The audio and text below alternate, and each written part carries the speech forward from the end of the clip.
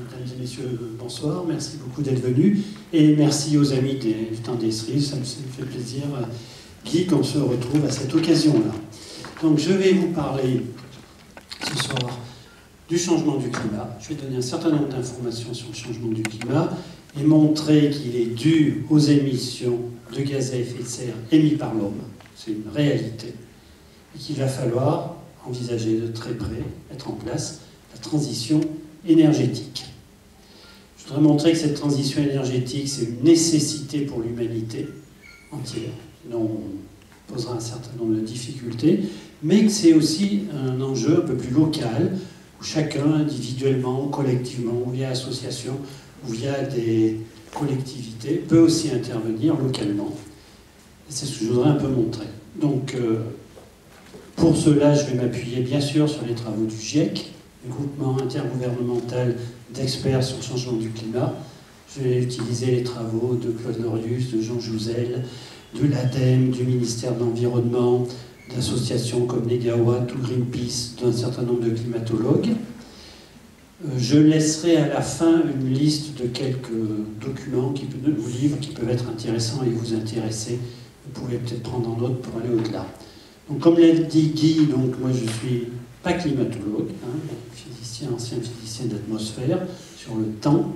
Il se trouve que j'ai travaillé à Grenoble dans le cadre de la direction de mon organisme, dans le cadre du laboratoire de glaciologie. Mon bureau était à côté du glaciologue Claude Lorius.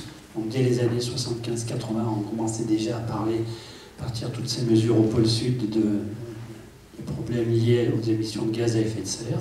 J'ai travaillé également dans les années 75-80, puis je travaillais sur le temps, les nuages, la grêle. J'ai travaillé avec Jean Jouzel. Je souhaitais qu'il me fasse des dosages isotopiques de l'intérieur de la grêle pour pouvoir avoir une idée de la température, donc de l'altitude, donc des trajectoires, donc des histoires de la grêle, tout ça en lien avec des radars.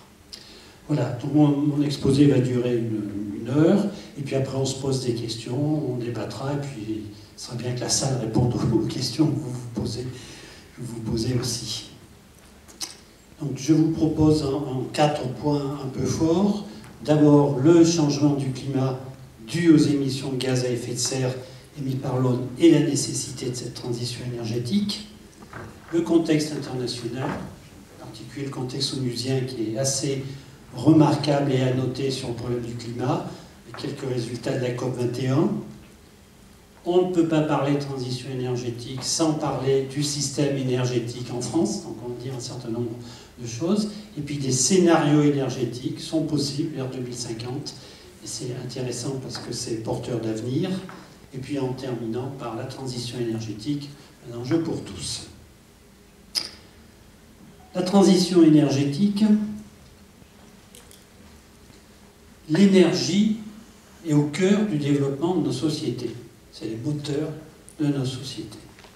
Donc, transition énergétique, ça va être le passage d'une énergie à forte consommation énergétique, société d'ébriété, qui utilise des énergies, pétrole, gaz, charbon, uranium, avec des très fortes émissions de gaz à effet de serre, des énergies qui viennent du stock de la Terre, qui ont été formées il y a des millions et des millions d'années, énergie de stock, à une société qui sera plus de sobriété et qui va essentiellement utiliser des énergies renouvelables de flux. On passe du stock, on passe à du flux, on passe des énergies très carbonées à des énergies moins carbonées et moins fissiles. Et c'est cette transition qu'il va falloir penser. Et vous voyez derrière, on a parlé société, on a parlé énergie, donc système énergétique, système productif. Quelque part, on va être au cœur de l'organisation finalement mondiale de l'économie et du monde.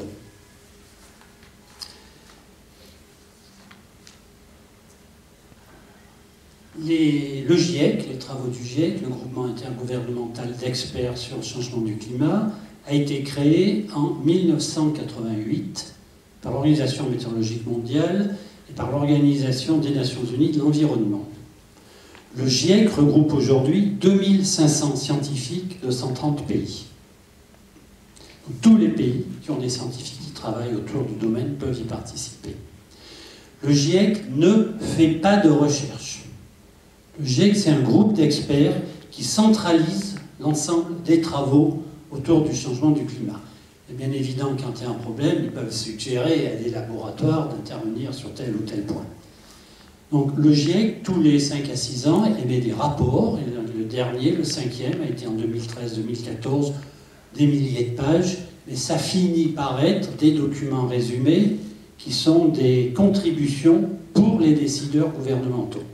Et ce texte résumé pour les décideurs gouvernementaux, il est mot à mot lu par tous les pays et accepté. Le GIEC fonctionne au consensus. Et sur les travaux scientifiques, il y a eu 600 auteurs qui ont participé aux contributions. Il y a eu à peu près 60 000 commentaires dont il a fallu répondre. Donc le GIEC, c'est cet organisme international, c'est une nouveauté. C'est une nouveauté mondiale, un tel organisme scientifique qui s'empare d'une problématique qui est celle du climat. Et je vais vous montrer une première courbe, 2 courbes intéressantes, emblématiques. C'est celles qui font réfléchir tous les pays, tous les gens du monde entier. On va prendre dans le temps, il y a 800 000 ans, il y a 600 000 ans, il y a 400 000 ans, il y a 200 000 ans. Aujourd'hui, l'évolution de la température dans l'Antarctique et l'évolution conjointe du dioxyde, de la concentration de dioxyde de carbone. Ça a été obtenu à partir des forages jusqu'à 3600 mètres de profondeur. Plus vous descendez profond dans la glace, plus vous remontez dans le temps. Et on voit les fluctuations complètement liées entre le dioxyde de carbone naturel, qui est un gaz à effet de serre, et l'évolution de la température. Et qu'est-ce qu'on constate? C'est que depuis 800 000 ans, jamais la concentration en dioxyde de carbone a dépassé 300 parties par million. Jamais depuis 800 000 ans, je répète, la concentration n'a dépassé 300 parties par million. Et voilà où nous en sommes.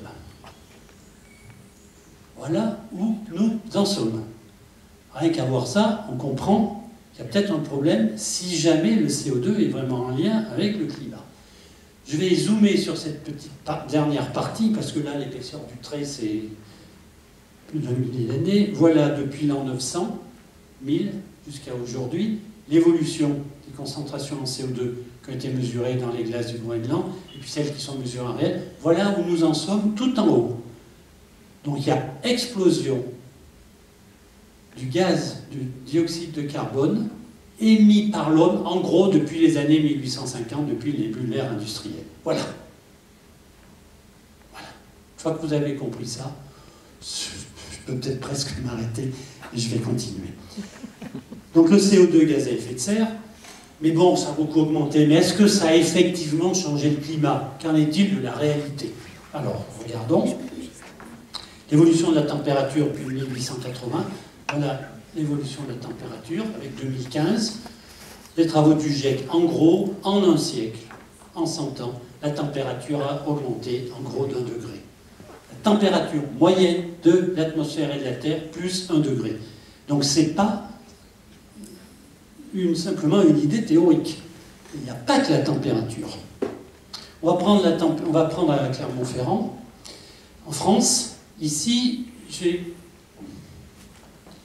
reporté le nombre de jours depuis les années 70 à aujourd'hui, en bleu, où la température maximum dépasse 20 degrés. En vert, le nombre de jours où la température maximum dépasse 25 degrés. En rouge, le nombre de jours où elle dépasse 30 degrés. Si on prend en vert, il y a une montée. À Olna, en 40 ans, le nombre de jours où la température dépasse 25 degrés, c'est de 50 à 70. Aurillac, un peu plus haut en altitude, 35 à 50. Pourquoi 25 degrés? 25 degrés, l'agriculture est très sensible à cette température, parce qu'il commence à y avoir des chaudages, des problèmes de sécheresse, et les vaches laitières produisent moins de lait. Ça, c'est les spécialistes qui disent ça, à partir de 25 degrés, ça produit beaucoup moins de lait. Donc, la réalité du changement climatique est aussi dans le Puy-de-Dôme. Alors, mondialement, on a une augmentation du niveau des océans. Voilà, ici, on a pris à peu près 25 cm, montée des océans. Alors cette montée des océans, elle est liée à deux choses. Au réchauffement, qui fait que l'océan se dilate un peu plus, pour 35%, et puis c'est lié aussi à la fonte des calottes glaciaires et des glaces sur les continents, des glaciers, de la couverture neigeuse, etc., pour 50%. Réalité de la montée des océans. Ça, c'est la surface de la banquise. En septembre, c'est là où elle est le plus petit. En gros, les années 80, on était à 10 millions de kilomètres carrés, on en est à 6 millions de kilomètres carrés. La banquise fond. D'ailleurs, vous avez tous entendu parler, ça va ouvrir des voies navigables, on va explorer, on va aller chercher des tas de trucs en dessous, ça va être fantastique. Et puis, quelque chose qui est lié un peu plus à la biosphère, parce qu'il y a énormément d'effets du climat sur la biosphère, j'en ai juste pris un pour l'instant.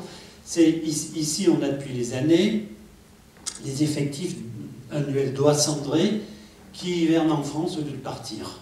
On n'en avait pas dans les années 80, on en a autour de 30 000 maintenant. Même les animaux, et un certain nombre d'espèces animales, voire végétales, sont sensibles à l'évolution du climat. Alors le climat, il y a deux choses. Le climat de la Terre, à quoi c'est dû? Qu'est-ce que c'est? Le climat de la Terre est dû à trois paramètres. Le principal, c'est le Soleil. Le Soleil nous envoie de l'énergie en permanence. C'est ce qu'on appelle l'irradiance solaire. Ensuite, la Terre renvoie directement une partie de cette énergie. C'est l'albédo de la Terre, pour 30%. Vous regardez la Lune, elle est jaune. Ça veut dire qu'elle renvoie de l'énergie, la nuit, pas le jour, bien sûr. Elle renvoie de l'énergie du Soleil. Et le troisième élément, c'est l'enveloppe de l'atmosphère qui fait effet de serre. De façon naturelle, l'effet de serre est important, il est dû à la vapeur d'eau, aux nuages. De façon naturelle, la température moyenne de la Terre, c'est 15 degrés. Vous enlevez l'atmosphère, c'est moins 18 degrés. Donc il y a un effet de serre naturel. Et les gaz à effet de serre émis par l'homme vont renforcer cet effet de serre qui va entraîner le réchauffement. Alors les trois facteurs on l'a dit, donc c'est quoi les gaz à effet de serre? L'essentiel c'est le dioxyde de carbone pour les 3/4, pour 77%. Il a un temps de résidence dans l'atmosphère qui est plus d'un siècle. C'est ça le problème, c'est que si elle était 3 ans, bon, il s'accumule, ça s'accumule, ça s'accumule. Tout ce qu'on émet aujourd'hui, on en prend au moins pour 100 ans. Et ça vient essentiellement de la combustion de l'énergie, de la déforestation. Ensuite, on a en deuxième, c'est le méthane, qui intervient pour 14%. Il a un temps de résidence qui est beaucoup plus court, 12 ans. Par contre, il a un pouvoir de réchauffement 25 fois plus fort que le dioxyde de carbone. Alors, compte tenu de ce 25 fois, ça fait au bout du bout, ça fait 14. Et ça vient essentiellement de l'agriculture, de l'élevage en particulier, et les engrais, les industries aussi. Troisième gaz à effet de serre, le monoxyde d'azote, pour 8%, une centaine d'années de résidence dans l'atmosphère, 300 fois le pouvoir de réchauffement du CO2. Heureusement, il n'y en a pas au bout du bout, ça en fait que 8%. Ça, c'est bien de l'agriculture, des décharges, des industries. Et puis 3 gaz fluorés. Il n'y en a pas beaucoup, 1%, mais alors 1000 à 50 000 ans de temps de résidence et 7000 fois, 12 000 fois un pouvoir de réchauffement plus fort que le CO2. Essentiellement les sprays, les réfrigérations et une partie des industries. Voilà les gaz à effet de serre émis par l'homme. Est-ce qu'il y en a beaucoup dans le monde? Est-ce qu'on en émet beaucoup? Alors sur cette courbe des années 70 à 2012, on va avoir tout en haut la somme de tous les gaz à effet de serre. Alors 30 gigatonnes, ça veut dire 30 milliards de tonnes. Donc on part de 30 milliards de tonnes chaque année pour passer à 54 milliards de tonnes. Donc depuis 40 ans, on ne fait que monter. Peut-être là, il va se passer quelque chose. D'où ils viennent? Quels sont les domaines, les grands secteurs mondiaux, d'où ça provient? Alors on a les transports, 14%, l'énergie, 25%, l'habitat, l'industrie, l'agriculture, 16%, l'agriculture émet beaucoup de gaz à effet de serre, aussi utilise de l'énergie, déforestation, bien sûr. Quand vous voyez ça, les gaz à effet de serre, les énergies, ben, tous les secteurs y passent. Tous les secteurs mondiaux, élevage, industrie, transport, habitat, tout est concerné par les gaz à effet de serre. Ça veut donc dire tout sera concerné pour essayer de faire des réductions. En 2013, on a encore augmenté. Alors, la France, hein, par contre, c'est intéressant, a baissé. Hein, elle a perdu 13% de réduction de gaz à effet de serre en une vingtaine d'années, même s'il a monté un tout petit peu en 2013. C'est pas le problème. Alors, qui émet? D'où? Quel pays émet des gaz à effet de serre? Alors, cette courbe, ça va être ici, on va le faire en tonnes de CO2, pas tous les gaz, de CO2 par habitant. On va le ramener au nombre de quantité de CO2 émises par habitant. Alors, le Qatar, 45, les Émirats Arabes Unis, le Koweït, l'Arabie Saoudite, les USA, 16. La moyenne mondiale, 4,5. La France, 5,6. La Chine, un peu plus que nous par habitant. La moyenne du monde ici. Et puis le Nigeria, 0,5. L'Inde, pays émergent. Le Brésil, en dessous. Avec ce schéma, vous avez tout compris des enjeux internationaux. Vous avez tout compris. À la fois les pays développés, qui ont des quantités qui sont émises par habitant relativement importantes, et puis des pays en développement, Nigeria, ou les pays émergents, qui sont très en dessous, et qui dans chaque conférence internationale vont dire « Oui, mais vous êtes développés, vous en êtes à 5, 6, 7, 8, nous on en est à 1, nous on en est à 2, on a aussi le droit de se développer. » Puisque depuis 100, 150 ans, le développement, l'augmentation du PIB, la croissance est complètement liée à l'utilisation d'énergie. Donc là, on a des enjeux d'un certain nombre de pays. Bon, avec vos beaux discours, il faut réduire, oui, mais il ne fallait pas nous polluer. Vous avez tout compris. Alors, qui émet en quantité totale le plus, c'est la Chine, qui est le premier émetteur, 27%, qui a en gros augmenté à 300% depuis les années 90. Deuxième pays, c'est les USA. 27 et 17, 44. Vous avez compris que la Chine et les USA, à eux deux, c'est en gros presque la moitié des gaz à effet de serre, et ils s'entendent entre eux. Quand il y a eu un certain nombre de négociations, c'est Chine et USA. Sans parler que la Chine, je ne sais pas combien, 2 milliards, 2 milliers de dollars elle a pour financer la dette américaine. Troisième, ça serait l'Union européenne, mais en baisse, vous voyez, 17%. Quatrième, l'Inde, pays émergent, qui explose et qui monte 250%. La Russie en baisse, en partie liée, quand il y a eu le passage du RSS à la Russie, il y a eu tout un certain nombre de problèmes de développement économique. La Russie baisse. Puis j'ai mentionné la France, elle n'est pas sixième, hein, elle est beaucoup plus loin, qui a baissé de 9%, de moins 9%, et l'Afrique en moyenne, une tonne par habitant. Vous comprenez que les pays africains, ils ne sont pas tout à fait dans la même logique que ces pays-là. La France. D'où viennent les gaz à effet de serre qu'on émet en France? Là, ils y sont tous, en gros 500 millions de tonnes. Les transports, 28%. L'agriculture, 21%, même si on consomme peu d'énergie, beaucoup de gaz à effet de serre. Résidentiel et tertiaire, 20%. Les industries manufacturières, 18%. L'industrie de l'énergie, 12%. En baisse, les déchets. Dans la dynamique de la COP21 à Paris, j'ai rêvé, complètement imaginé, que quelques semaines après, il y aurait une conférence en France, conférence de presse ou autre, avec des ministres. Et que le ministre, le premier qui était assis, serait été le ministre des Transports, et il aurait dit « Moi, dans mon secteur, je pèse 28%. » Et puis à côté de lui, il aurait pu y avoir un ministre de l'Agriculture qui dit « Moi, dans mon secteur, je pèse 21%. » Et puis le ministre du Logement, qui pourrait peut-être dire « Moi, dans mon secteur, je pèse 20%. » Ministre de l'Industrie, moi, dans mon secteur, 18%. Ministre de l'Environnement et de l'Énergie, moi, dans mon secteur, 12%. Tout le Premier ministre. Et tous ensemble, ils disent « On a compris la COP, on a compris qu'il faut dire. Donc chacun, voilà nos secteurs. Et bien, qu'est-ce qu'on fait? Qu'est-ce qu'on propose? J'attendais ça. » Fin de la parenthèse du rêve. Alors, je résume le changement du climat, les principaux résultats du GIEC. Alors, en ce qui concerne la Terre, en gros, c'est 1 degré, c'est 1,3 degré de plus pour la France. Hein. Parce que quand c'est en moyenne 1 degré ou 0,9 degré, c'est pas la même augmentation partout. Et les latitudes nord de l'hémisphère nord se réchauffent plus que l'hémisphère sud. Parce qu'en gros, dans le nord, il y a plus de continents, que ça absorbe plus, etc. Bien. fonte de la banquise, on l'a dit, élévation des océans, hausse du nombre des événements extrêmes, inondations, sécheresse, tempêtes, cyclones tropicaux. Pas d'effet décisif sur les précipitations, un peu plus là, un peu moins là. Globalement, c'est pas net. En ce qui concerne l'Auvergne, puisque ça nous concerne, on se prend 1,3 en un siècle, comme la France, plus au printemps et en été 0,4 degrés par décennie.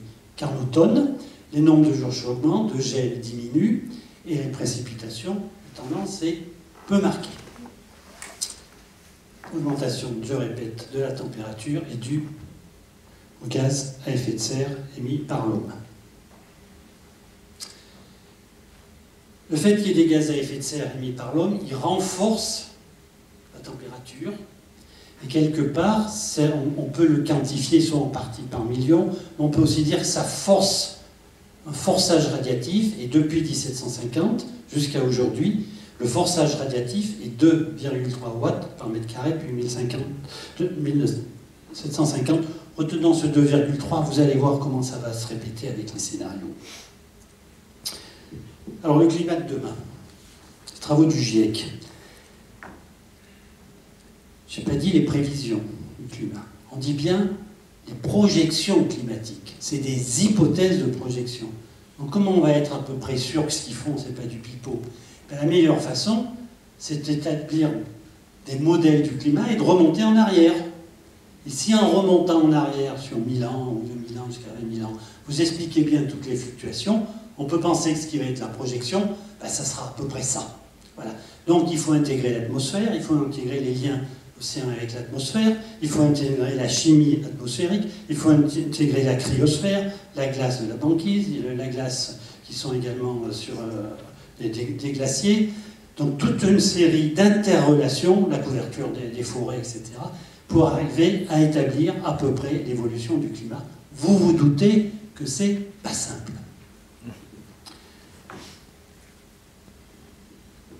Alors, sur cette courbe ici, qui va représenter l'augmentation possible des gaz à effet de serre, 300 parties par million, 400 où on en est, 500, 600, 700, jusqu'à 1000, voilà, l'augmentation. Et puis qu'est-ce qui se passe au niveau de la température? 2 degrés, 4 degrés, 6 degrés, 8 degrés, 10 degrés. Et la courbe noire centrale, c'est la probabilité la plus forte. Alors il y a de la dispersion. Donc plus on augmente les gaz à effet de serre, plus la température augmente. Le GIEC, les pays, se sont à peu près entendus pour dire qu'il ne faudrait pas dépasser en température ce qu'on n'a jamais vu depuis 800 000 ans. Et depuis 800 000 ans, il y a eu une période, il y a 120 000 ans, où c'était plus 2 degrés. Et toujours depuis 800 000 ans, ça a été moins que ces plus 2 degrés. Il y a 120 000 ans, quand c'était plus 2 degrés, le niveau des océans était à plus 7 mètres. Vous voyez le problème. Alors il y a un consensus pour dire qu'il ne faut pas dépasser 2 degrés. Allez, il ne faut pas dépasser 2 degrés, on va tous dire ça. Alors je prends 2 degrés, pam, pam, pam, pam, pam, pam, pam, pof, je tombe à 450 parties par million. Il ne faut pas dépasser 450 parties par million. Vous voyez qu'on en est déjà à 400. Et quand on a commencé l'ère industrielle, c'était 300. Donc il y a 150 ans, on s'est déjà pris 100, et là ça va encore plus en plus vite. Voilà. Voilà d'où viennent ces fameux 2 degrés, ces fameux 450 qu'il ne faut pas dépasser. Donc, pour ne pas dépasser 2 degrés en 2100, il ne faut pas dépasser 450 parties par million en 2050. Donc il ne faut pas dépasser un forçage radiatif de 2,6. On en est à 2,3. Ne pas dépasser un forçage radiatif de 2,6. Alors, les scientifiques, les GIEC, ont ramassé tout ce qui se faisait comme travaux sur la modélisation. Ils ont fait 4 scénarios. Alors, le scénario à 2,6, le plus bas, les intermédiaires, et puis celui, comme aujourd'hui, les affaires comme d'habitude. Alors, en ce qui concerne le scénario bas, le plus bas possible, pour ne pas dépasser 2 degrés, je résume la température moyenne. Voilà, ça sera de 2 degrés sur Terre. On ne dépasse pas 450 parties par 2050. Après, ça réduira tout doucement jusqu'à 421. On a en moyenne 2 degrés, mais néanmoins avec des zones qui sont à 3-4 degrés dans les latitudes nord. Et puis les affaires, comme d'habitude, comme on fait maintenant, on continue, on s'en fout, 5 degrés, en moyenne. Il y a des zones à 8, 9, 10 degrés. Il y a un certain nombre de pays en Afrique ou dans le désert où la limite de vie humaine, tellement il fait chaud, c'est juste, vous ne pouvez pas mettre 5 degrés de plus.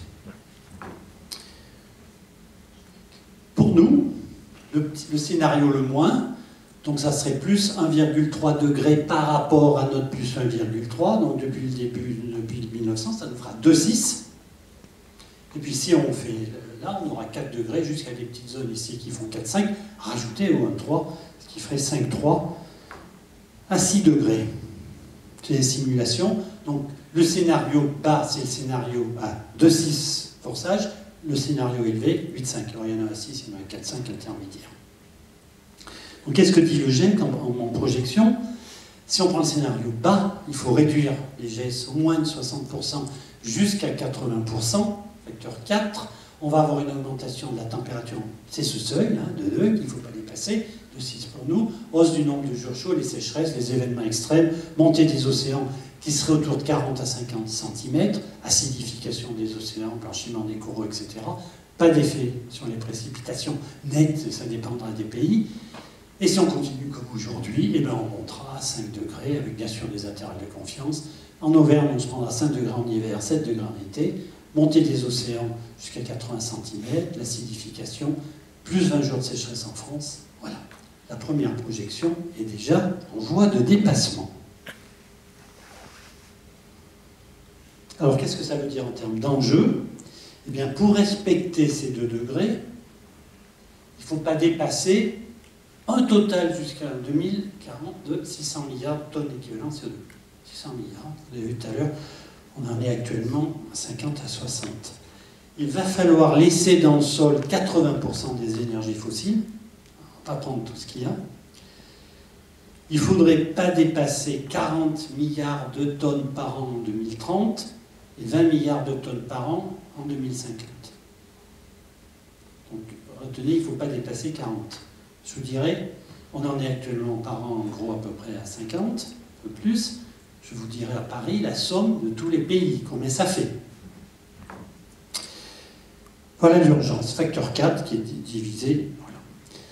Mais là on parle du climat, des océans, des tempêtes, etc. Mais il va y avoir des tas de conséquences autres du climat sur la Terre, qui seront bien sûr des effets sur l'agriculture, des zones qui vont moins produire, il y aura des problèmes de sécurité alimentaire, des problèmes de la biodiversité qui disparaît en partie, qui va bouger suivant les latitudes, les altitudes, des problèmes de l'eau potable, l'accès à l'eau pour les pays, problèmes de la pollution, des problèmes de migration humaine.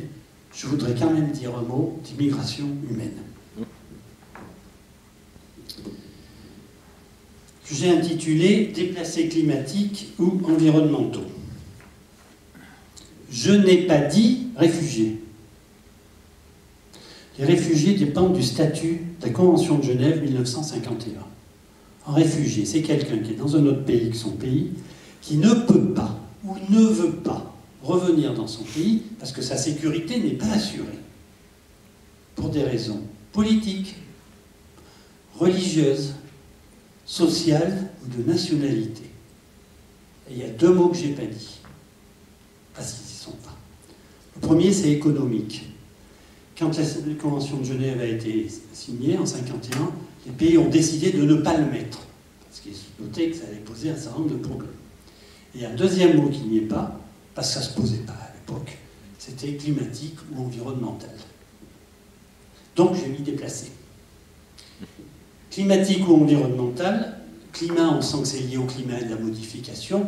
Des déplacés environnementaux, allez, il y en a eu tout le temps, il y a eu des sécheresses, des inondations, tensions, voilà. Mais il se trouve que le climat en rajoute une couche. Donc la définition d'un déplacé climatique ou environnemental, c'est des personnes qui, pour des raisons liées à un changement environnemental soudain ou progressif, sont contraintes de quitter leur foyer temporairement ou définitivement et se déplacent à l'intérieur de leur pays ou en sortent. L'essentiel, c'est dans les pays. 2014, 19,3 millions de déplacés dans le monde environnementaux. C'est faramineux. Je donne un exemple du pays autour de l'Inde. Alors, 19,3 millions. Sur 7 ans, 184 millions de déplacés. Bon, alors un certain nombre sont revenus, puis sont repartis. Voilà les évolutions. La moyenne, c'est 26 millions, puis 7 ans. En marron, les raisons sont des raisons géophysiques, c'est-à-dire les tremblements de terre ou les volcans. En bleu, c'est les raisons qui sont liées au temps, c'est-à-dire on va avoir les inondations, qui peuvent d'ailleurs être liées à la fonte des glaciers, et puis les vents violents, les cyclones tropicaux, etc. Ça, c'est l'Observatoire des situations de déplacement interne, qui est une agence de l'ONU qui précise ça. Alors, on va regarder autour de l'Inde, en 2014. Alors, ici, on a eu un cyclone, tempête tropicale, 600 000 déplacés. Alors là, par contre, on a eu des inondations, 1 million de déplacés. Au Bangladesh, 500 000 déplacés, des inondations, précipitations fortes, et surtout la fonte des glaciers de l'Himalaya. Et puis ici, dans la Somme, on a encore des inondations. Au Népal, on a eu des inondations et des éboulements massifs. On en a au Pakistan. Voilà. Total, 4,7 millions de déplacés. C'est pour 4 pays. Alors là, je voudrais revenir à des déplacés climatiques, vraiment liés au climat. L'île de Chimarev, c'est une île américaine, en Alaska, tout au nord, 563 habitants, et c'est des Inuits, des gens qui sont là depuis toujours, et qui ont un mode de vie, quand la banquise prend, ils vont à la chasse, ils vont à la pêche, ou quand il n'y en a pas, etc. Ils habitent là depuis toujours, ils sont parfaitement adaptés au climat.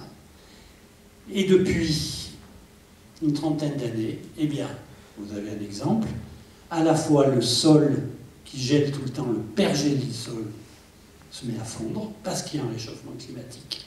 Des exemples. Et deuxième raison, c'est qu'autrefois, quelques années, la banquise prenait en gros en fin octobre. Tout était couvert par la banquise autour. Les tempêtes maritimes et du vent, novembre. Vous avez la banquise, il ne se passait rien. Aujourd'hui, la banquise, c'est décembre. Donc ils ramassent toutes les banquettes, les attaques côtières, etc. Voilà un exemple de modification du mode de vie des gens au climat. En 2002, ils ont voté, ils ont tous décidé, on va aller sur le continent. Alors, il y avait deux options, soit on les intègre dans une vie, et là c'est sûr, ils disent tout est perdu, toute leur histoire, tout leur mode de vie, ou on arrive à leur construire un village. Quelle que soit la solution, 200 millions de dollars. Je n'ai pas dit 200 milliards, j'ai dit 200 millions. 2015, ils sont toujours là. On n'a pas trouvé. Et il y a des sénateurs qui sont intervenus. Et Obama a été contacté, etc. Dans le pays le plus riche du monde, ils n'ont pas pu trouver 200 millions de dollars pour déplacer 600 personnes. Vous voyez le problème. Je prends deux autres cas. Ici, du Pacifique, quelques mètres au-dessus de l'océan. Tuvalu, 12 000 habitants, donc c'est la montée de la mer, c'est les érosions, c'est les inondations, c'est les cyclones, ou les îles de Kiribati. Les îles de Kiribati, vous avez eu un certain nombre de personnes qui sont allées en Nouvelle-Zélande, en 2007, et qui ont demandé à bénéficier du statut de réfugié climatique. 2013, décision de leur Cour suprême, c'est non, réfugié climatique n'est pas dans la Convention de Genève, circulez. Bon, ils ont acheté des terres aux îles Fidji à 2000 km, on ne sait jamais. Vous voyez là l'enjeu. L'enjeu, c'est qu'il va falloir, parce qu'on ne sait pas où ils vont aller, construire des digues. Donc derrière ces déplacés climatiques et environnementaux, je pense qu'il y a deux grands problèmes. L'île de Chimarev ou ces îles-là, d'ordre culturel, vont disparaître de l'humanité. Les populations qui vivaient là depuis des siècles et des siècles, parfaitement en harmonie avec le climat et autres, et qui vont disparaître. Et l'immense injustice, et ce n'est pas eux qui ont émis les gaz à effet de serre, pas eux qui ont fait la modification du climat, ils vont disparaître. Et puis, pour l'ensemble des autres déplacés, 19 millions, qu'est-ce qu'on va faire? Où vont-ils aller? Comment on va assurer les transports, comment on va assurer la sécurité, comment on va assurer la nourriture, comment on va assurer l'intégration, comment on va assurer la santé, comment on va assurer l'éducation. Vous voyez que ce sont des questions qui sont fantastique et pas posé. Alors, au niveau international, qu'est-ce qu'on pourrait faire? C'est toujours agir, hein. Réduire les émissions de gaz à effet de serre, éviter que ça monte 1 mètre, 2 mètres, 3 mètres, etc. Deuxièmement, c'est prendre conscience des risques, et ça se fait de plus en plus au niveau international, c'est-à-dire l'adaptation. Bon, ça va monter, mais on va essayer de s'adapter. Vous vous rendez compte que c'est pas facile partout. On peut peut-être mettre des digues. S'il y a 20 millions de déplacés au Bangladesh, ce qui est attendu, ils vont aller où? En Inde? On peut déjà plus. Il va falloir que les pays pensent aux conditions d'accueil de ces déplacés. On ne prend pas vraiment le chemin. Et puis il y aura bien sûr des mécanismes d'indemnisation financière. Bon, voilà, c'est ça la crise climatique aussi. Alors, je résume pour la nécessité de la transition énergétique, un certain nombre de points.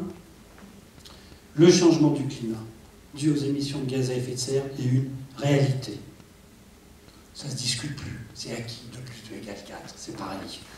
Si quelqu'un à la salle me dit 2 plus 2 égale 5, non, c'est pas ici qu'on en discute. Donc, le changement climatique, ça y est, c'est accepté, c'est une immense réalité. D'ailleurs, les premiers qui l'ont compris, c'est les grandes entreprises américaines de l'énergie, du pétrole, de tout ça, ils ont tout de suite compris, voilà.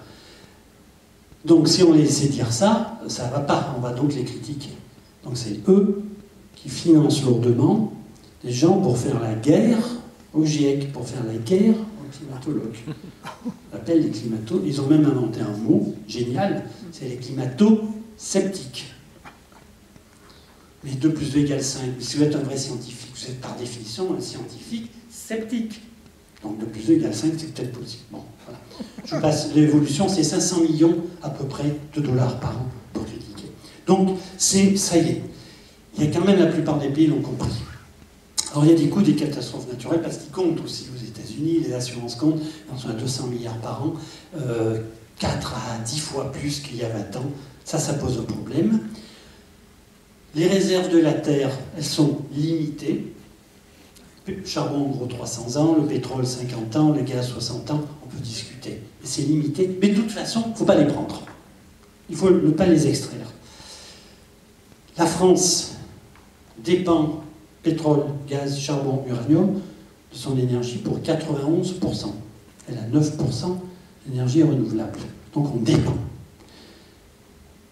Et on dépend financièrement, puisque, alors, en gros, dans 2013, on dépensait 70 milliards d'euros d'achat. On a moins dépensé cette année, puisque le pétrole vaut moins cher, mais ça correspond au déficit de la balance commerciale. Donc si on pouvait garder la moitié des sous à la maison, ça serait pas mal. Prix de l'énergie en France, même si le pétrole baisse, en gros EDF ne fera qu'augmenter ses tarifs. Nous avons en France 3 800 000 personnes, 400 000 à peu près d'après la Fondation Abbé Pierre, de gens qui sont en précarité énergétique. Dans le monde, 1 300 000 personnes qui n'ont pas l'électricité. Plus des pays qui sont sans énergie possible. Le nucléaire en France est très controversé entre ceux qui veulent le conserver et puis ceux qui veulent l'arrêter progressivement quand les centrales arriveront en bout de vie, parce qu'il y a des risques. Parce qu'il y a les coûts du nucléaire sont faramineux. Je viens de lire le rapport de la Cour des comptes de février 2016, là il vient de sortir. Vous savez, suite à Fukushima, l'Agence de sécurité nucléaire a dit qu'il faut remettre aux normes les centrales. Ça s'appelle le grand carénage. Cour des comptes, jusqu'en 2030, 100 milliards. Bon, pour caréner, quoi. Ensuite, on ne sait pas quoi faire des déchets. Aucun pays dans le monde ne sait où mettre les déchets. Ensuite, je vous passe sur le PR de Flamanville, il était à 3,5 milliards, on en est à 10 milliards. La cuve qui fuit, on est même en train de s'apercevoir qu'ils ont truandé les résultats. Bon. Et mondialement, c'est la prolifération. Regardez ce qui se passe avec l'Iran, ce qui se passe avec la Corée. Ça veut dire si on se mettait à développer massivement le nucléaire, dans tous les pays, ça a été des catastrophes. Le nucléaire ne sera jamais une solution mondiale parce qu'en gros, actuellement, le nucléaire, c'est en énergie consommée à peu près 3%. Si on montait à peu près à 15% pour l'électricité, resterait 85% de gaz à effet de serre. Et il faudrait mettre des milliers et des milliers de centrales nucléaires. Donc ce n'est pas la solution, sans parler des investissements, des coûts. Je ne vais pas parler de la destruction de la biodiversité, c'est énorme, mais sachez que ça existe. Il y a des gens qui sont spécialistes, les problèmes de pollution, de santé, de l'eau, les phénomènes de migrateurs de grande ampleur, tant que la situation est critique. Voilà pourquoi il y a une nécessité absolue de la transition énergétique. Alors la deuxième partie, c'est le contexte international, le contexte onusien.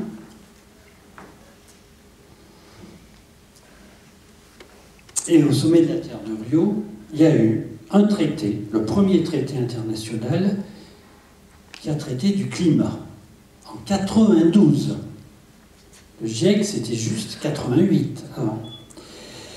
On est aussi dans un contexte, le mur de Berlin est tombé. Donc c'est la grande collaboration multi-États. Donc il faut que tous les pays se retrouvent, s'entendent. Mais ce qui est intéressant de ce qui a été dit, c'est que l'atmosphère, c'est un bien commun. Un bien commun, et que les émissions industrielles de gaz à effet de serre sont susceptibles de détruire ce bien commun. On était qu'en 92, bon, sont susceptibles de le détruire. D'où, alors, ils ont créé ce qu'on appelait la Convention cadre des Nations Unies sur les changements du climat. Et trois principes. Principe de précaution. Oui, l'atmosphère, c'est un bien commun, on est en train de les étudier. Attention. Responsabilité commune mais différenciée, et ça va parcourir toutes les instances onusiennes, toutes les conférences. Ça veut dire que y a des petits pays, ils ne sont pas responsables. Si aujourd'hui ils émettent, oui, ça va s'ajouter, mais c'est différencié, donc il y en a qui vont émettre, donc d'autres, et droit au développement économique, en particulier des pays en voie de développement. Et pour manager tout ça, il faut un organe suprême, ce qu'on appelle la Convention des pays, la Convention des parties, les COP, qui vont se réunir tous les ans. Ce qu'on s'aperçoit là, c'est que peu à peu, le problème climatique, du changement du climat, s'inscrit à l'agenda onusien. Et ce qui est très intéressant derrière les COP, c'est que vous avez à la fois les scientifiques, le GIEC, vous avez surtout les pays, les politiques, les scientifiques, vous avez la société civile, les ONG qui sont en off, mais qui néanmoins sont là, les entreprises, les industriels. Tout le monde est là, et c'est quelque chose qui ne s'était jamais vu dans les arènes onusiennes. Alors à Kyoto en 1997, on en était encore c'est les pays industriels qui pour l'essentiel polluent, donc il y a eu un accord, mais que de 40 pays industrialisés, les plus industrialisés, que les 40 pays, pas les autres. Ça a d'ailleurs été signé que 8 ans plus tard, et pas par les Américains, et depuis les Canadiens sont partis, les Néo-Zélandais aussi. Donc cet accord, c'est qu'il faut limiter à 2 degrés, toujours 2 degrés qu'on va retrouver. Il faut réduire de 5% les émissions de gaz à effet de serre par rapport à 90, 8% pour l'Europe, et il y a les 6 gaz principaux. Je vous le dis tout de suite, ça n'a pas été suivi, sauf en partie par l'Europe. Alors les diverses conventions, Copenhague a été un peu une catastrophe parce qu'ils avaient tous dit avant il faut un accord des pays qui sera signé, contraignant, et plus des 40 pays, mais de tous les pays pour réduire les gaz, ça n'a pas été possible. Il n'y a qu'une chose, c'est l'Europe. L'Europe a fait un paquet de 3 fois 20. 20% d'énergie renouvelable en plus pour 2020, la France 23, 20% de gaz à effet de serre en moins, 20% d'énergie consommée en moins. C'est intéressant, il y a l'Europe qui fait des choses. Après, il y a eu Durban, Doha. De plus en plus, les problèmes de l'adaptabilité, de l'adaptation des pays intervient. On fait toujours le même discours limité à 2 degrés, puis on a pu, dans ces conférences, s'entendre pour qu'à Paris, ils se sont entendus, ils ont signé un accord comme quoi il faudrait qu'à Paris faire un accord pour après 2020, et le fonds vert de 100 milliards de dollars pour l'adaptation, pour les transferts de technologie, etc. Mais il n'y a pas de vision partagée. Donc l'enjeu de Paris, c'est de décider pour après 2020, et il faut réduire les GES. Alors, les points principaux de l'accord de Paris. L'accord de Paris a eu une démarche différente de celle de Copenhague. C'est qu'on a dit à tous les pays, avant la conférence, envoyez-nous vos propositions de réduction de gaz à effet de serre. Voilà, donc vous pouvez venir à la conférence, vous l'envoyez avant. Ce qu'ils ont tout fait, tous les chefs d'État sont venus, ils ont tous dit qu'ils avaient fait des choses faramineuses avant. Donc ce qui a été signé, et quand on le lit de près, dans un langage très onusien, il faut contenir l'élévation de température moyenne à 2 degrés. Vous avez vu qu'il y a eu un forcing, en particulier les petits États insulaires, pour qu'il y ait des actions pour limiter à 1,5. ça ne mange pas de pain de le dire. Alors, la somme des contributions à Paris, quand ils ont fait l'addition, c'était 60 milliards de tonnes par an. Je dis qu'il en fallait 40. Donc 60 milliards de tonnes égale plus 3 degrés. Même pas un 5, même pas 2, plus 3. Après, bien sûr, 2050, eh bien, si on réduit, il faut qu'il y ait, qu'il y ait une neutralité de ce qu'on émet, de ce qui peut être absorbé par la Terre, bon, c'est-à-dire autour d'une dizaine de milliards de tonnes. Bien sûr, on va faire des bilans, tous les 5 ans. On va renforcer les mesures d'adaptation, les mesures d'atténuation. Tout ça en faisant attention à l'agriculture, attention à l'alimentation, tout en respectant, il y a plein de choses, les handicapés, l'école, les pauvres, les effets jarres, tout ça c'est cité, les problèmes de l'eau et tout ça, c'est bien, il y a tout. Des financements de 100 milliards par an, mettre au point des transferts technologiques pour ces pays, et ça doit être ratifié, ça a commencé à être ratifié à Paris, parce que c'est à New York, un siège de l'ONU, il y a peu de temps, parce que c'est ratifié à l'ONU, mais ce n'est pas encore décidé. Pour se décider, il faut que chaque pays, suivant ses dispositions constitutionnelles, le vote. Nous, on n'a encore rien voté pour ça. Alors, je vais commencer par quelques commentaires négatifs, puis après les commentaires positifs.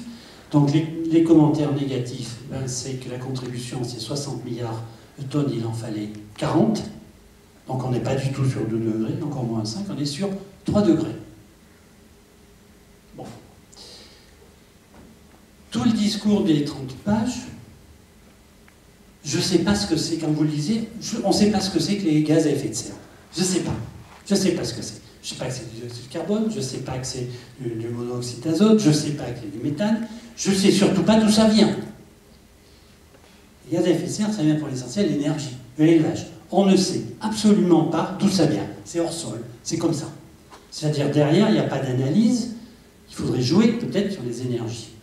Ensuite, on ne parle pas de transition énergétique. La transition énergétique, ça peut être de moins consommer. Ça peut être les énergies renouvelables. Ça peut être la sobriété. Rien. On parle des gestes comme ça, hors sol. Les 100 milliards de dollars des pays, ils n'y sont pas encore. Mais moi, dans ma grande naïveté, j'ai cru que c'était des dons. Mais non, tu n'as pas compris. C'est des prêts. Et quand vous allez financer une entreprise française qui va faire de l'aide au développement avec un peu de, je sais pas, d'éoliennes photovoltaïques, bien sûr, ça rentre dedans. Bon, c'est les points, je dirais, en gros, je ne sais pas ce que c'est que les gaz, on ne pose pas les problèmes énergétiques. Alors les points positifs de l'accord, quand même, parce qu'il y en a qui sont positifs.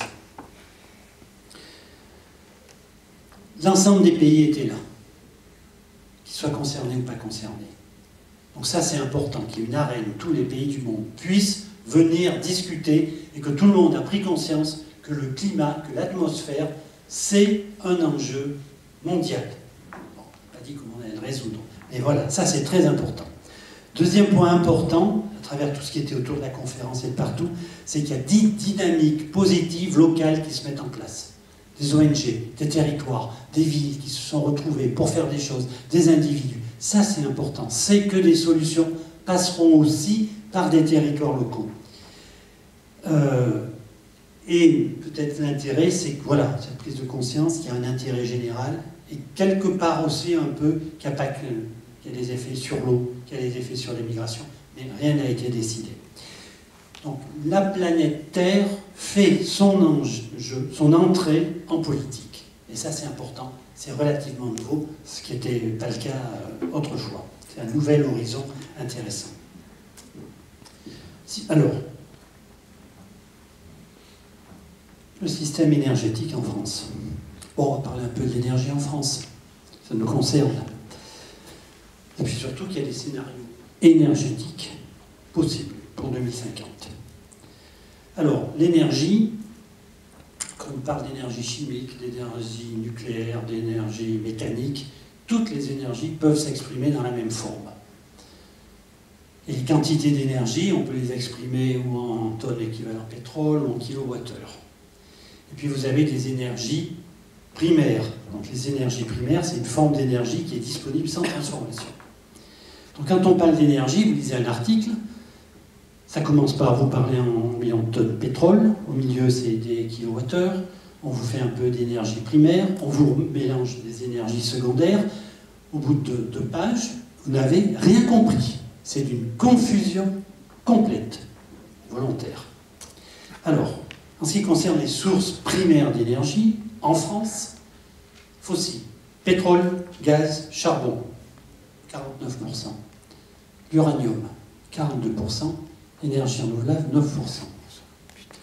Le total, si on l'exprime en térawattheures, c'est millions de wattheures, 3000, en gros, on retient 3000 ou 264 millions de tonnes équivalent.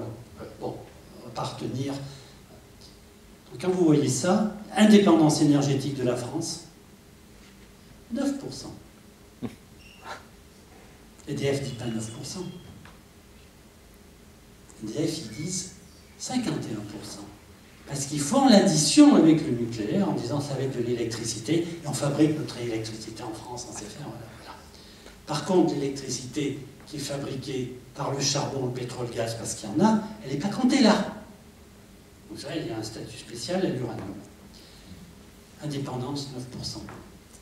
Alors, qu'est-ce qu'on fait? Énergie finale, énergie consommée, au bout du bout, ce qu'on consomme, énergie fossile, pétrole, gaz, charbon, 70%, dont 2% sert à faire l'électricité, nucléaire, 18%, les énergies renouvelables, 12%, dont 3 servent à l'électricité. Pourquoi, par exemple, pour le renouvelable, il y a 9 et on passe à 12? Parce qu'on a moins perdu. Quand vous prenez du pétrole, gaz, charbon pour faire l'électricité, et surtout de l'uranium pour faire l'électricité, vous passez de 42, vous passez à 18. C'est les lois de Carnot. Quand vous faites de l'électricité, vous perdez dans le rendement. Et les usages finaux, en gros, c'est 2000. Donc on est passé de 3000 à 2000. On a perdu en chemin. Donc quelles vont être les stratégies à adopter pour le futur? Moins consommer. Et tous les schémas, tous les scénarios, c'est on consommera moins. Même dans la loi de la transition énergétique, c'est divisé par 2 en 2050. Plus efficace, énergie renouvelable, et ça va ressortir tout le temps. Je zoome sur l'énergie finale. Donc, en fossile 70, on l'a dit, le charbon, 3%, le pétrole, donc on utilise d'où c'est le pétrole le plus, le gaz 20%. Avec ces fossiles, on fait un peu d'électricité, avec le nucléaire, on fait de l'électricité, un peu d'électricité avec le renouvelable et les autres usages. Parfois on entend, mais en France on n'a pas de problème de consommation d'énergie, hein, donc l'énergie ici consommée, puisque les 3/4 c'est du nucléaire. Tout faux. Le nucléaire c'est les 3/4 de l'électricité, qui n'est que 1/4 de l'énergie totale. Le nucléaire c'est 18%. Donc jamais le nucléaire a fait les 3/4 de l'énergie consommée en France. C'est les 3/4 de l'électricité qui n'est que... Alors, chaque fois, il faut toujours redire les choses comme ça. Alors, si on ne fait que l'électricité, donc le nucléaire, alors, où on fait le plus d'électricité renouvelable, c'est l'hydraulique, en France. Puis, alors, un peu de thermique fossile. Et dans le renouvelable éolien, ça se développe beaucoup, le photovoltaïque, les bioénergies. En ce qui concerne, qu'est-ce qu'on fait de cette énergie en France?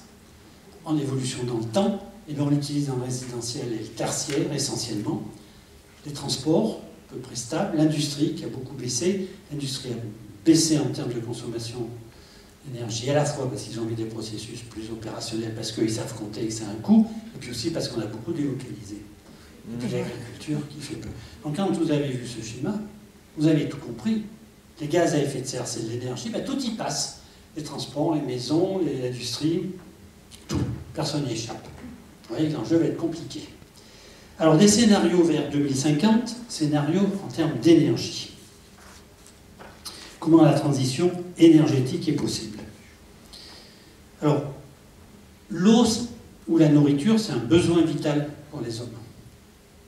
L'énergie, c'est un peu fonction d'où on est. Dans les pays chauds, il y a moins besoin d'énergie que dans les pays froids. Ou si vous avez des modes de déplacement, vous prenez l'avion, donc vous dépensez beaucoup plus.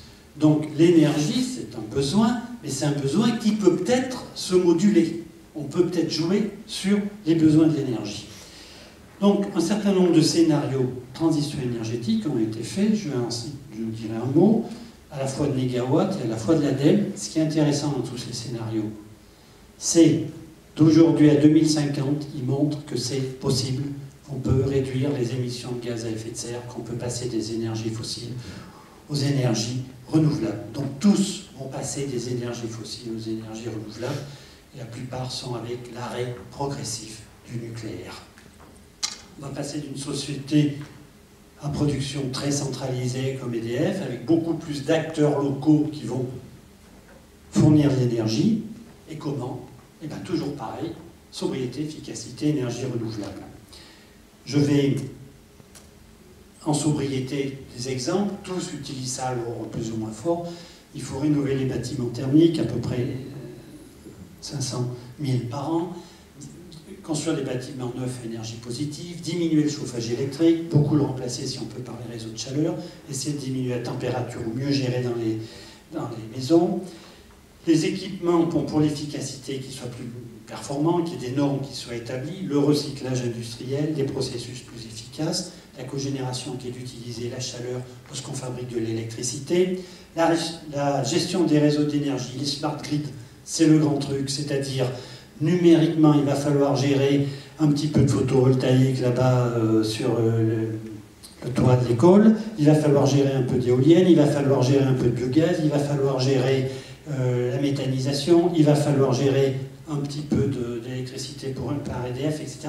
Donc tout ça, c'est ce qu'on appelle des réseaux, les smart grids, l'organisation numérique de la gestion, tout ça. Faire un peu d'effacement, c'est-à-dire tout le monde essaie de ne pas utiliser l'électricité à 7 heures, mais on l'utilisera peut-être dans la nuit.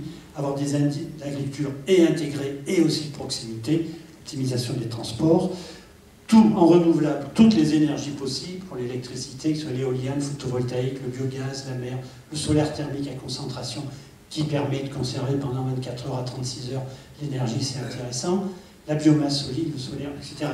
J'en passe, tous le mettent plus ou moins. Et pour les transports doux, le covoiturage, transport collectif, le rail bien sûr, la baisse des consommations, conduire moins vite. Juste si on passait de 130 à 110 en France et de 90 à 80 km/h, on ferait une économie de 1 250 000 tonnes de pétrole. Si quelqu'un ici veut être ministre des Transports et proposer ça en France, qu'il lève la main, ça ne va pas être simple. Alors, scénario de négawatts, donc ces scénarios de négawatts qui partent de 2010 à 2050, heure par heure, 2010-2050. Ils ont fait un scénario de consommation de l'énergie et de l'électricité, heure par heure. Ce qui n'est pas rien, c'est un boulot de titan, y compris le pic de l'énergie au milieu de février 2012. Et ils montrent surtout que c'est possible. Alors, ils ont même prévu 6 millions de personnes de plus en France. Ils ont prévu de diviser par 16 les émissions de gaz à effet de serre. Et quand le nucléaire est en bout de course, petit à petit, ça s'éteint. Donc, avec des scénarios très intéressants, développement massif de la biomasse, qui va servir à plein de choses, au chauffage par exemple, qui va servir à l'électricité, développement de l'éolien, développement du biogaz, développement du photovoltaïque, de la géothermie, de la biomasse liquide, un petit peu d'hydraulique et bateau, mer. Il faut aller le voir, c'est passionnant, surtout quand tout est prévu. Et l'ADEME. Bon, l'ADEME, c'est l'agence du gouvernement. Bon, intéressant. Donc, ils ont prévu à la fois un scénario jusqu'en 2050 sur les énergies, mais surtout pour l'électricité, ils ont sorti un scénario qui a été interdit, Mediapart l'a sorti, où ils montrent que, pareil, heure par heure, pour l'électricité, jusqu'en 2050, on peut se passer progressivement du nucléaire. Et aujourd'hui, la consommation finale, c'est 438, en 2050, 422. En gros, c'est pareil, même s'il y a un petit peu plus de gens, donc on ne va pas baisser drastiquement. 63% d'éolien, 17% de photovoltaïque. Qu'est-ce qui est intéressant dans ces scénarios? C'est de montrer que c'est possible. Alors, faire de la prévision à 35 ans, c'est pas facile. Plus, l'ADEME, elle montre, nucléaire ou pas nucléaire, c'est pareil en termes de coût. Ici, c'est 40% de renouvelables, 60% de nucléaire, on est à 117 €. Si on passe à 100% de NR, les 0% de nucléaire, c'est 117, donc c'est les mêmes prix. Intéressant, ça veut dire que c'est des espoirs, ces scénarios, ils sont porteurs d'espérance. Alors on peut critiquer, bon, l'éolien par exemple, il faut 50 000 éoliennes terrestres. Oui, vous faites, Mais il y a 100 départements, ça fait quoi? Ça fait 500 par département. Bon, ça se discute, vous voyez, ça commence à se dire plus que 500 par département, et peut-être qu'on en préfère nos 500 que 3 centrales nucléaires. Enfin bon, voilà. Bon, voilà. Ensuite, le photovoltaïque, il faut, je vois, 800 km² de zone pour mettre. Bon, je rappelle que j'ai pu noter les surfaces qui sont déjà utilisées, artificialisées, c'est 50 000 km², que les routes et tout ça, c'est 13 000 km², que l'habitat, c'est 25 000 km², donc il en faut 800. Donc on doit trouver sur les toits des hauts-champs, des machins comme ça, des tas de trucs, donc ça a fini par être possible. C'est assez intéressant. Alors, dernier point, puisqu'il y a des scénarios énergétiques, j'ai parlé d'énergie. Alors, des enjeux peut-être un peu pour tous, est-ce qu'on peut agir peut-être un peu plus localement? On est en France, donc il y a un contexte. Le contexte, c'est la loi de transition énergétique. Elle existe. Je rappelle les objectifs de cette loi qui a été votée. Réduire les émissions de gaz à effet de serre, 40% en 2030, facteur 4 en 2050, donc on est dans les clous internationaux. Diminuer la consommation d'énergie fossile, réduire la consommation finale d'énergie, 50% en 2050. Mon premier schéma, je disais, il faut diviser par 2. Tous les scénarios sont comme ça. Développer les énergies renouvelables, diminuer de 50% le volume des déchets, ramener la part du nucléaire à 50% dans la production d'électricité en 2025. C'est pour marquer, on est dans ce cadre-là. Les décrets d'application ne sont pas parus. Le programme qui était prévu de l'énergie, comment on va dire, c'est pas fait. Ça, c'est voté. Moi, j'ai envie de dire, toute personne qui ne se met pas là-dedans, est hors la loi. Bon. Non, il vaut mieux monter ça que le contraire, quoi. Voilà. Alors, il y a quand même une chose, il y a les territoires à énergie positive pour la croissance verte. Aujourd'hui, il y en a 400 en France. Et quand vous proposez un projet, vous avez 500 000 € et 80%, qui représentent 80% de l'énergie totale du projet. Il y en a 4 ou 5 en Auvergne, dont Clermont Communauté, dont le département. Bon, il y a un peu de sous, quoi. Mais... Alors, des exemples intéressants. Côté de Clermont, Loubera. C'est monté en place, à partir de parents d'élèves, ils ont décidé de créer l'USCIC, une société coopérative d'intérêt collectif. Ils apportent des petites parts. Et pourquoi pas faire une centrale photovoltaïque sur le toit de l'école? Voilà, et c'est parti, leur première centrale photovoltaïque. 230 coopérateurs, ils ont aussi des financements de banques solidaires, énergie partagée, et il y a aussi le Crédit Agricole qui investit. Actuellement, ils ont mis 11 centrales, il y en a ici sur cette école, il y en a au lycée agricole de Marmilla, il y en a à Saint-Gervais-de-Mer, etc. Ça veut dire que des citoyens se sont regroupés, ont mis en place une société très intéressante parce que chaque coopérateur, c'est une voix. Le Crédit Agricole qui a mis des sous, il a une voix, un coopérateur a une voix. Ils sortent dans la dernière, parce qu'elle expliquait, la responsable, dans la dernière centrale, ils sortent l'électricité à 12 centimes le kilowattheure, quoi. C'est ce qu'on paye, quoi. C'est les coûts. Autre exemple, territoire du Menet, en Bretagne. Ça a été diverses associations, des cigales sont intervenues pour les financements, des coopératives sont intervenues, collectivement, des citoyens, alors pour faire des éoliennes, pour faire de la méthanisation, pour de l'huile de colza, une pépinière d'entreprise, et l'idée c'est de se caler un peu dans ce que veut l'Europe, la réduction des gaz à effet de serre, le développement des énergies renouvelables. Voilà, des citoyens qui s'engagent, cette éolienne, la puissance totale 6 MW, ils arrivent à quantité d'énergie 15 millions de mégawattheures. Ça, c'est intéressant. Alors, je voudrais juste mentionner qu'il existe quand même en Auvergne, il existait, je ne sais pas si ça va encore perdurer avec la nouvelle région, quand même un plan énergie-climat qui n'était pas inintéressant. Réduire la consommation d'énergie, innovation thermique du bâtiment, 4000 emplois, doubler les énergies renouvelables, essentiellement en bois, l'éolien. Hein. Bon, vous voyez, 200, 250, hein, j'en ai parlé de 500. Voilà. On a également Clermont-Co, aussi un plan de climat-énergie, c'est intéressant, en particulier le développement aussi des réseaux de chaleur. Donc ça veut dire que les collectivités s'engagent, ça c'est l'ancien plan climat Rhône-Alpes, je ne sais pas comment ça va se passer. Alors, des enjeux pour tous, il y a encore 3 diapos et je termine. Qu'est-ce qu'on peut faire à titre individuel? Déjà de s'informer.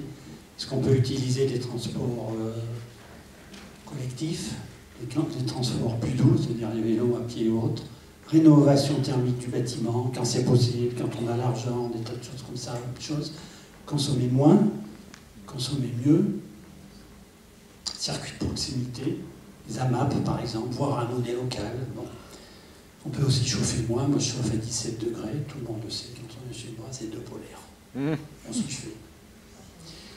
D'un point de vue. Oui, non, on s'y fait. Le transport collectif, alors, l'action collective, essayer de s'insérer dans ce qui existe, plan énergie, climat des collectivités, des énergies renouvelables, créer des associations, des démarches associatives ou autres. Bon.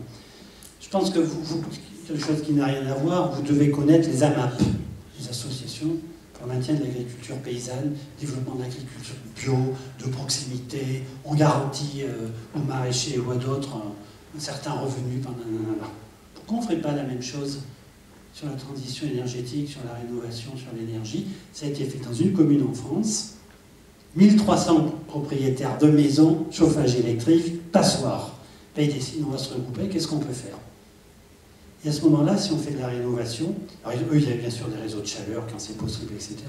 Mais vous pouvez à ce moment-là aller voir des artisans et leur dire, bon, ben voilà, il va falloir rénover, on vous garantit 50 maisons, 50 travail, 3 personnes, etc. Un peu ça. Et puis eux, ils sont allés à l'Europe, ils ont dit, on réduit le temps, il y a des effets de serre, clink, 20%. Avec les artisans, on baisse les coûts parce qu'il y a des garanties, etc. Donc il y a des choses collectives qui sont intéressantes à faire. Donc mon avant-dernière diapo, peu de conclusion. La transition énergétique peut être comme une autre frontière, une autre façon de penser, une autre façon de voir. Et c'est pas simple de réussir la transition énergétique. C'est pas simple parce que tout est en jeu. Alors il y a une crise climatique, il y a une crise qui est durable, qui est profonde, qui est lourde, et puis qui va continuer parce qu'on a accumulation des gaz à effet de serre, qui va avoir avec les effets sur les migrations et autres. Donc il y a la survie de l'humanité qui est en jeu, avec des enjeux humains, mais je ne peux citer que les déplacés climatiques, mais il y a des enjeux humains autres qui sont très nombreux. Les enjeux économiques, quelque part, c'est changer le mode d'organisation de l'énergie, des systèmes productifs. Dans le Monde, il y avait un article de la nouvelle patronne de Engie, du Gaz de France, Suez. Elle dit, les investissements dans les fossiles, pour les 3 ans, c'est fini, on arrête tout, 15 milliards. Et 15 milliards, on les met dans les énergies renouvelables et le numérique, c'est-à-dire les smart grids, etc. J'hallucine, c'est génial. Ah, la patronne, là, dans un article dans le Monde hier, entière. Vous savez, il y a des gens qui ont compris. EDF, ça, c'est pas ça. Hein. On va investir 24 milliards peut-être en Angleterre, on a déjà 34 milliards de dettes. Bon. Ça veut donc dire qu'il y a des modèles économiques qui sont... le FMI, comme le GIEC, disent, dans les énergies mondiales, 1000 milliards par an. Oh. 35 ans, 35 000 milliards, vous êtes en train de vous dire, mais on rêve. Le FMI dit juste 3 lignes plus loin, il y a 1900 milliards par an de subventions et d'investissements dans les énergies fossiles.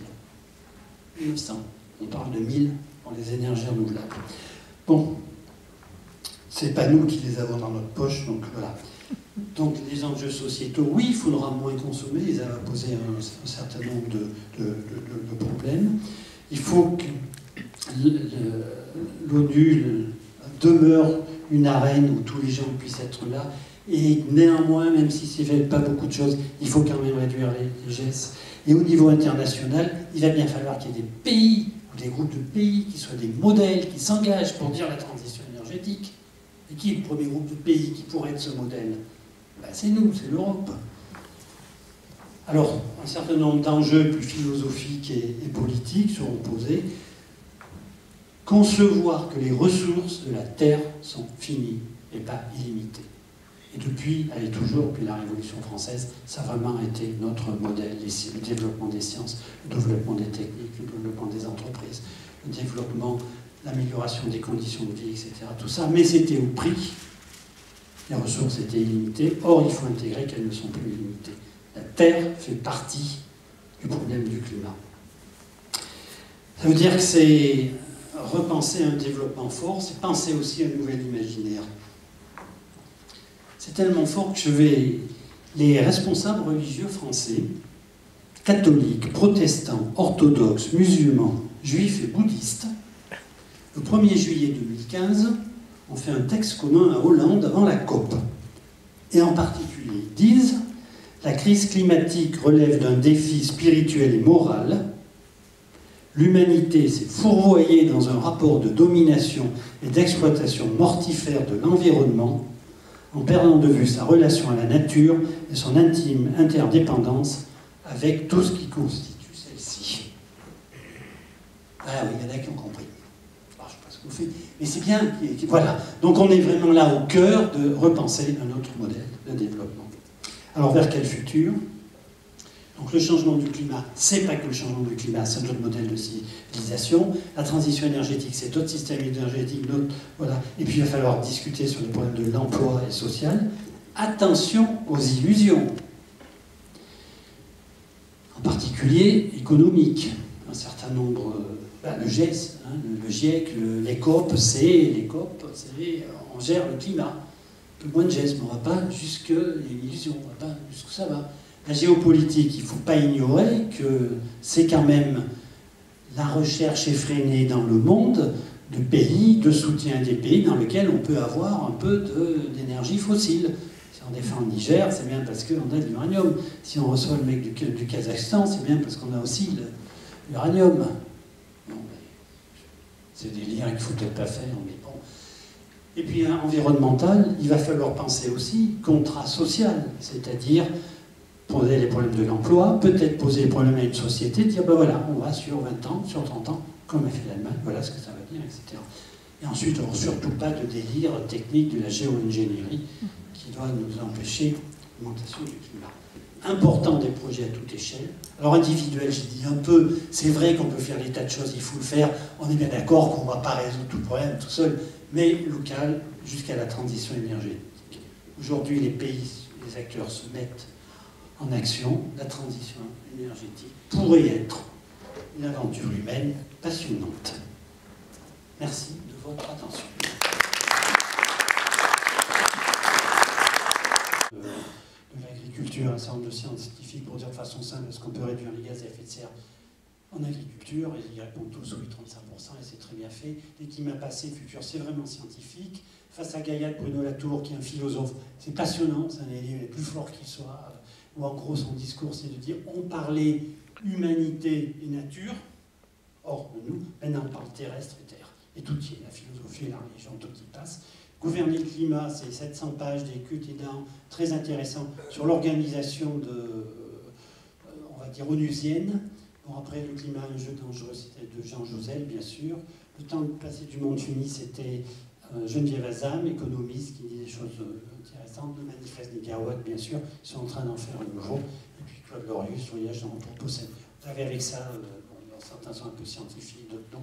Mais laissez-moi votre mail si vous voulez, je vous enverrai. Je dois en avoir un ou deux ici, vous pourrez les... Donc là, je dois avoir face à Gaïa de Bruno Latour, gouverner le climat, suivre l'INRA, et puis peut-être sur le climat, qui est un gros document scientifique sur un peu la Bible.